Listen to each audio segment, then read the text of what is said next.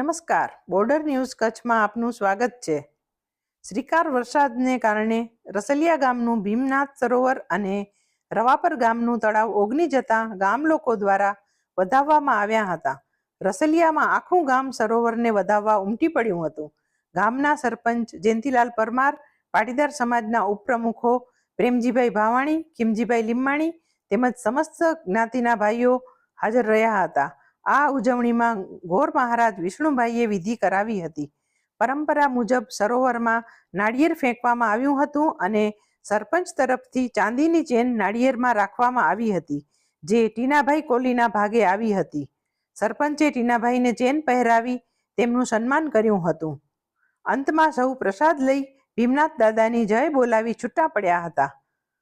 રવાપરમાં સરપંચ પરેશભાઈ રૂપારેલની આગેવાની હેઠળ ગામ લોકોએ વાજતે ગાજતે શાસ્ત્રોક્ત વિધિથી તળાવના વધામણા કર્યા હતા. પૂજન વિધિ શાસ્ત્રી રાજ ત્રિકમલાલ જોશી અને પ્રકાશભાઈ જોશીએ કરાવી હતી.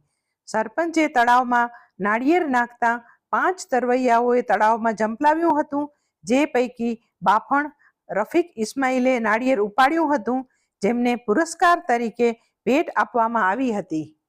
જો તમે હજુ સુધી આ ચેનલ સબસ્ક્રાઇબ ન કરી હોય તો પ્લીઝ ચેનલને સબસ્ક્રાઇબ કરવા અને લાઇક બટન દબાવી આ વિડીયો શેર કરવા વિનંતી છે.